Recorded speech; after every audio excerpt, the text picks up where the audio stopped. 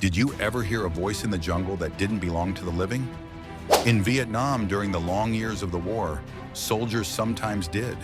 The United States military created a ghost, a voice meant not for the living, but for the terrified and exhausted men hiding in the shadows of the trees. They called it Ghost Tape Number 10. The operation itself carried an equally haunting name: Wandering Soul, Belief and Fear. To understand why this mattered, you have to understand a belief deeply rooted in Vietnamese culture. In Buddhist and folk traditions, when a person dies far from home, without proper funeral rites, without being buried by family, they cannot rest. Their spirit wanders, lost in suffering, forever cut off from the peace of their ancestors. The living honor their dead with offerings, food, incense, and prayers. The unburied, the forgotten, are condemned to hunger and loneliness. To Vietnamese soldiers, this was not just a story, it was a warning. Die in the jungle, and you may never find your way home, not even in death. For the U.S. Psychological Operations Units, this was an opening. If fear could live inside the heart of a man more deeply than bullets could wound his body, then perhaps sound, just sound, could become a weapon. Building the ghost. In a makeshift studio, engineers, sound designers, and South Vietnamese actors began their strange work. They built a ghost. The recordings were layered with traditional Buddhist funeral music, slow gongs, wailing chants, and the hollow sound of wood blocks. A grieving family's voices called into the dark. A child begged her father to return home. A spectral soldier cried out that he was already dead, warning his comrades not to join him. Elders, solemn, commanding, urged the living to abandon their fight and go back to their villages before it was too late. The voices were stretched and echoed until they seemed to come from nowhere and everywhere at once. Animal cries, owls, insects, distant growls were folded into the soundscape. Sometimes the pitch of the voice bent unnaturally, wavering like something not of this world. The result was terrifying. Ghost Tape Number 10. Into the Jungle. At night, the jungles of Vietnam came alive with this phantom chorus. Helicopters circled above, blaring the ghost through mounted loudspeakers. Riverboats drifted silently through the dark, their decks carrying the same chilling sounds. Small portable units, strapped to backpacks, let foot soldiers walk the ghost right into enemy trails and hidden camps. Imagine yourself in the dense, wet heat of the jungle, the night thick with insects and the smell of earth. Suddenly, through the trees, a voice rises, crying, pleading, wailing.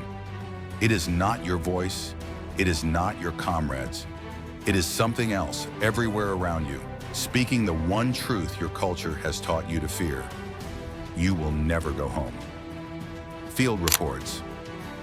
In 1970, one chilling broadcast took place on Black Virgin Mountain, a place already rumored to be haunted. Engineers even mixed in the roar of a tiger, feeding on local legends of a man-eating beast said to stalk the area.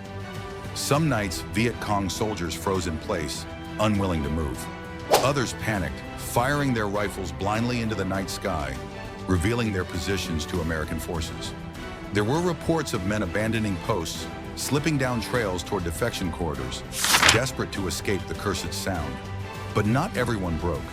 Many simply endured, tightening their grips on their weapons, gritting their teeth against the fear. And as the tapes played again and again, their impact began to fade. Did it work? So did Operation Wandering Soul actually work? The answer is complicated. It frightened some.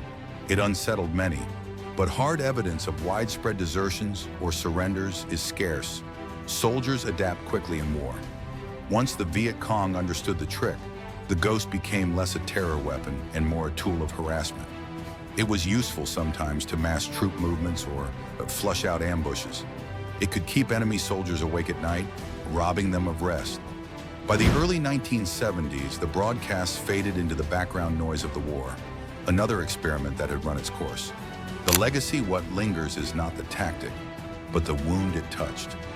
Operation Wandering Soul crossed into something sacred, the bond between the living and the dead. To take that bond and twist it into a weapon is, even now, controversial. For many, it was a line that should never have been crossed. The broadcast ended, but the bruise they left, on memory, on ritual, on families remained. The chilling lesson. In the end, Ghost Tape number 10 didn't win the Vietnam War, but it revealed something unsettling about modern conflict. That in war, nothing is off limits. Even the afterlife can be drafted into service. And perhaps that is the darkest truth of all. Sometimes the most frightening voice is not the one carried by helicopters or echoing through the jungle. It is the one carried within, a voice that whispers the oldest fear. What if I never make it home? If you found this story haunting, give this video a like. It really helps the channel. Share it with someone who loves hidden history.